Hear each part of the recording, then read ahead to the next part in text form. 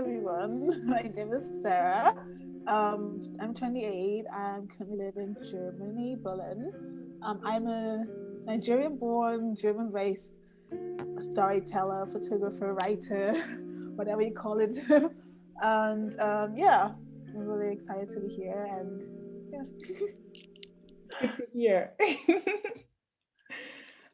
So the first question I always try to ask the people is like, Mhm. how did you went into photography? How you started Mhm. photography, and what makes you enjoy it? Yeah.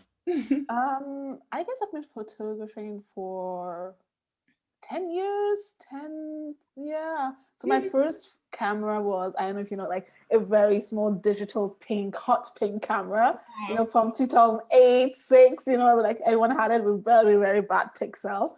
And I was always kind of like the documentarian in my friends group. So I always had a camera with them with me, always for birthdays, for special moments. I was always documenting, the time I had with my friends and family.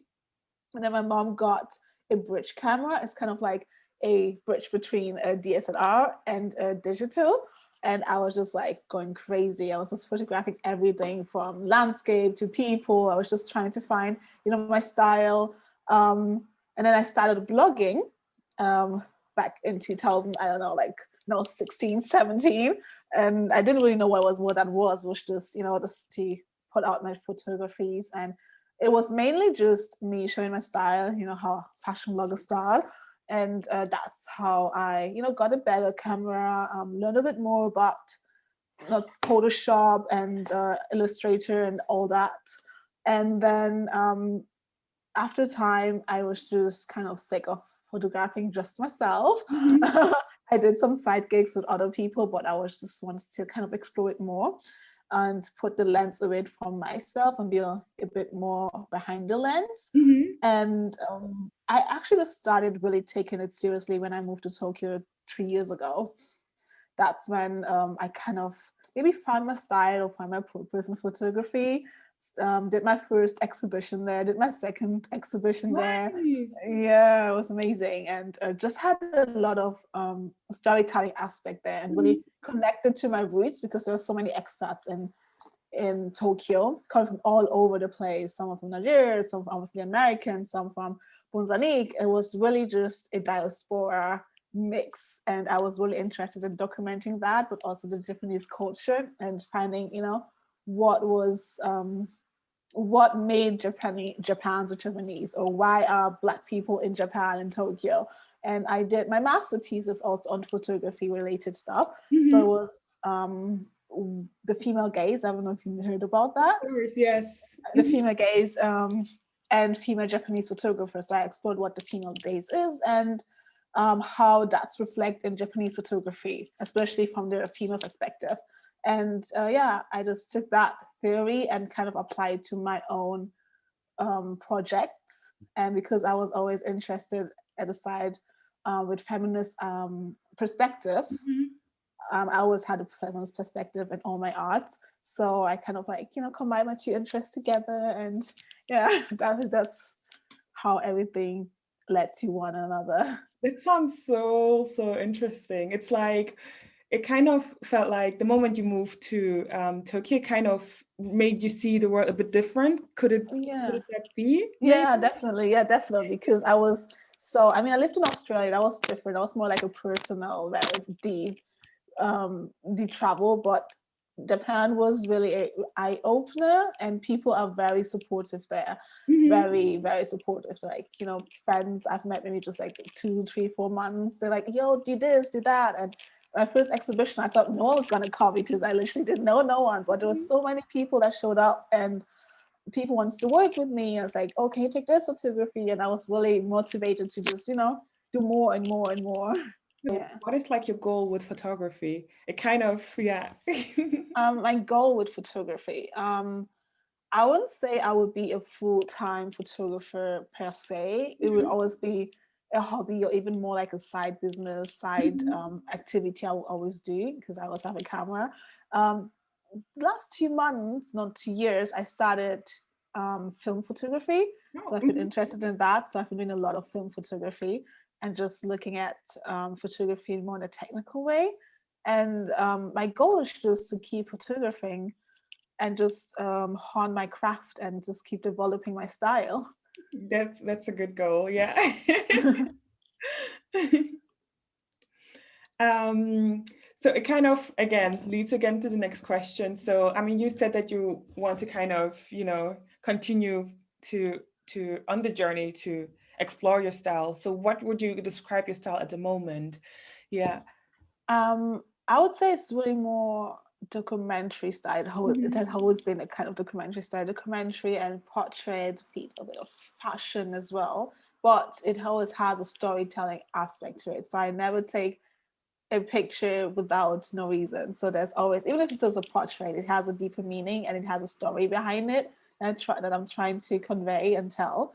So it's always kind of like a documentary style or storytelling style Mhm. photography I do. It's nice. Sounds a little bit like me, even though I think I do different things. The kind Yeah, of like the motivation and the inspiration, like yeah, the genres. Of course, you completely probably watch completely different images than I've been watching, but it's very interesting to see. Even though we are so different, yeah, there's like some interesting combinations. Yeah. yeah. Oh yes. So that's the question I wanted to ask. So who is your favorite photographer, if you have a favorite photographer? Um, I don't really have a favorite photographer, but there are Okay. a couple of photographers that currently find really inspiring. Leslie Sang, she's a Shanghai photographer. Her photography is kind of really inspirational how she conveys her culture. She's a Chinese photographer in a very visual telling aspect. So from set design to the models historical to the historical perspective she uses from her origins. I really like it. And then we have some of my girls that I know. Maybe shout out to Amarachi and Bunki. They're two black photographers, female storytellers that I met throughout my journey, and I love their photography. It's really inspiring, and to see how they grow and they push themselves and the opportunities they get. It's really amazing. And then we have, I don't know if you know Kennedy Carter. Yes, I She, do. Yeah, yeah, quite so recently she's been like, yeah, yeah. she's been like a lot. Like I liked her personal projects. So she's doing a lot of Mhm. commercial, not commercial, but more fashion related and celebrity related things. But I was more interested in her personal projects photography. So where she documented Black people through the lens of Victorian era. So Mhm. that was a Yeah, I really enjoyed that work I as really like well. that. Super Exactly. inspiring. It was really beautiful. Like I liked her personal projects. Hmm. Um, it's really nice, the storytelling aspect. And then what's the name? I wrote it down. Elisaveta Porodina. I think Okay. she's Italian, Yeah. but it's more. She has a really artistic approach to photography. So it's still photography, but very like art inspired and heavenly art. Um, the origin from the photography is very artsy, and I like how she uses those two and just creates beautiful photo imagery. And that's just some photographers I like. Oh, and his name is Well, we see this a lot. At Raphael. the beginning, you're like, I don't have anyone, and now, yeah, I mean, they're not my favorite. I won't say like favorite, but like I kind of like the photography at the yeah, yeah, moment. So yeah. that's like people I just like click to look at Instagram or their website portfolio and see, oh, what are they up to? I don't know if you know him. He's more of a fashion photographer. His name is Raphael Pavarotti. I'm so sorry. I'm pretty sure I'm butchering his name, but I'm pretty sure he's Italian as well, a Black Italian photographer. And he has been. I just love how he um, captures Black people through fashion. That's really beautiful. And with the styling and the color grading, it's just really nice to see a different approach of, photography. So with the process of the COVID and everything, are you Mhm. facing any like issues or challenges at the moment, or yeah? Yeah, a lot. So, because obviously I live in Berlin now and it's much more restricted as back in Tokyo as before. It's a new city, new people, and I haven't really had the opportunities to, go out and explore. And because my photography is so heavily story based, and the stories you have to go out and meet people and hear the stories, and that's not possible at the moment. So Mhm. I'm a bit stuck. I'm thinking of maybe just starting to just go around the city and do some film photography, just to get the films out that I have in my Yeah. fridge and getting dust. Yeah, but other than that, I've been trying to get into more of a content creation, um, just having fun and just keep documenting my time here in Berlin Yeah, as much keep as the I can. spirit going, basically. Keep the Yeah. spirit going. Yeah.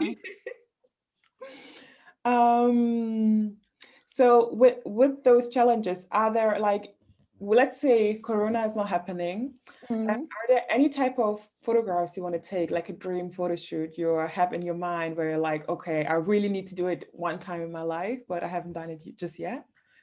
Mm, a big okay, that question was like, okay, what do I want? Yeah. It's I would say it's actually more like a personal, like a very personal project that I would love to do. I don't know if it's ever going to happen, but I hope I can do that. It's actually photographing my family, like in a visual storytelling tree. That's what I'm Because doing right now. you do right now. Yeah, yeah, Because yeah. I just noticed, as a black family, there's so many people, so Yes. many cousins, and they Mhm. have kids, and you're like, Mhm. this is getting out of control. I don't know whose kids is who got a kid, who is married, who is ain't married, and it's just so sad because I have the feeling I'm losing touch with my roots. Mhm. And I'm just hearing, oh, she got a twin, or she got a twin. I'm like, oh, but I've never met them, never seen them. I don't know how old they are. And I'm a very family person. So I always try to be in contact with everyone, but it's just not possible. It's such a big family. And so Especially I would people are living all over the world. Yeah. exactly. My family, they're living all over the world. Some in Mhm. Dubai, some America, Canada, Lord knows where they all are.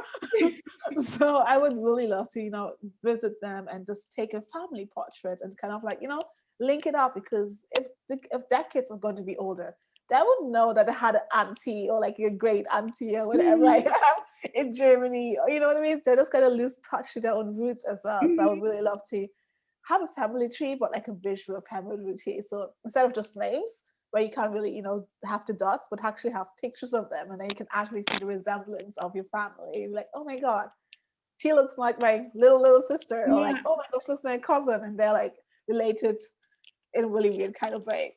It's beautiful because I think that like growing up, I just saw like my mom and my brother for the most part. So it was like Yeah, that's I my lived a family. little bit with my aunt, but then you forget them, and then you know that okay, there's Yeah, a person in Burkina Faso, never seen them, and then yeah, so I think it's very beautiful, especially for us who are outside, and who yeah. didn't. Especially for the diasporas, as Yes, first definitely. generations.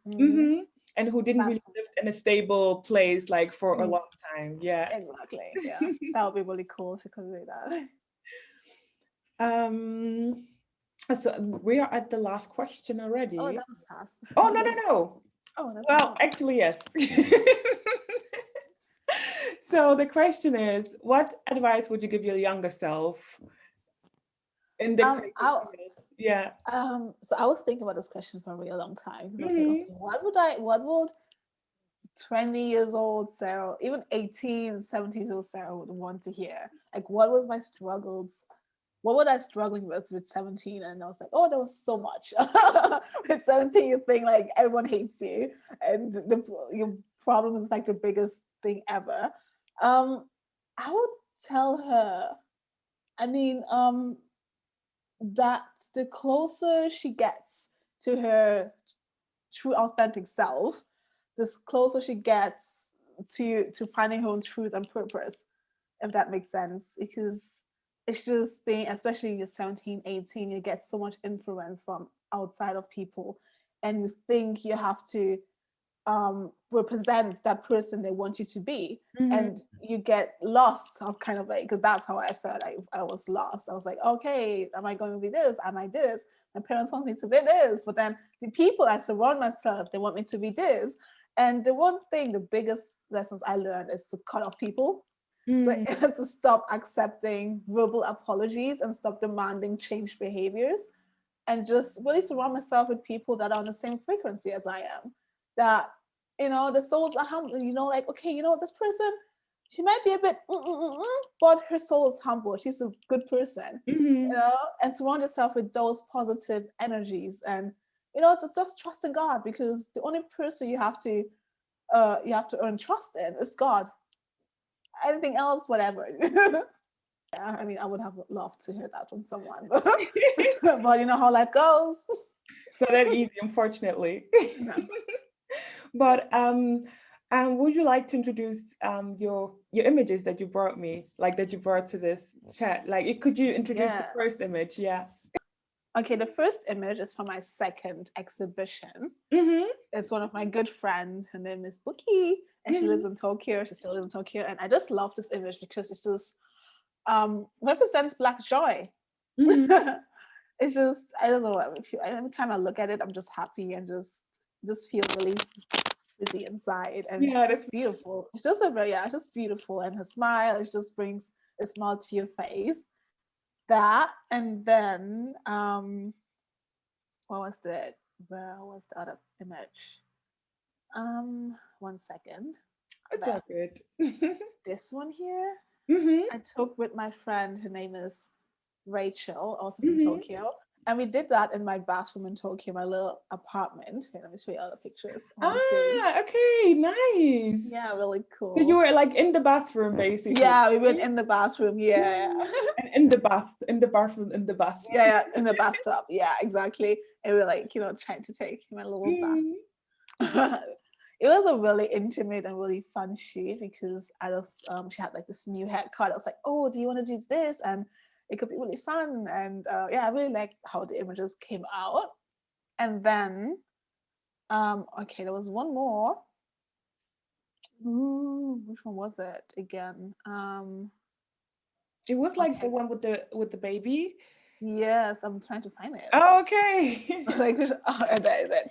So this was like a personal and very intimate. It Hmm. was like one of my best friends, and she got a newborn last year, and she's the same age as me. So this is second child, and she's an artist as well, but she is also a medical student. So I just love how she's always been inspirational to me. How she Hmm. juggles her career, but still managed to keep on her artistry. Just because you're going to be a doctor, that doesn't define her identity. And I Hmm. love that, and she was always been for that. And that image, I was at her place, and she was a newborn child, and it was just beautiful. And she had art from her husband in there. It's like, stay there.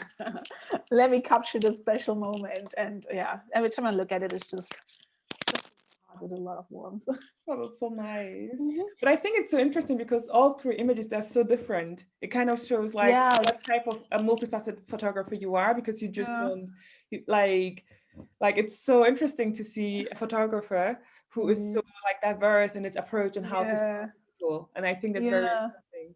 I Yeah. always been like that. It's been boring to just focus on one thing because the world is Hmm. just so beautiful. There's so many stories to tell, so many cultures, and if you narrow yourself with just one specific type of image or one specific type of um, identity, you're kind of stuck to it. And Hmm. it's really good to have this artistry you're like really known for and expertise. But I just love to discover new things and photograph it because that's what photography is there for, Definitely. just And to I capture think it. I can see that you were always trying to kind of capture what you saw in the person and the Exactly. moment in a way. Exactly. Yeah.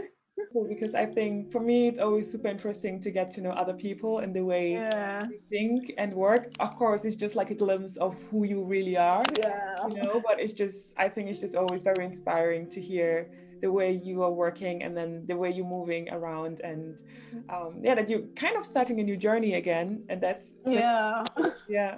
Hmm. Again. Yeah, I mean it never stops, does it? It never stops, for real. So I'm almost already tired. Okay, then thank you so much. Oh yeah, tell me where can I find you basically, like on the internet? Oh, I was like, wait, you can find me on Berlin. No.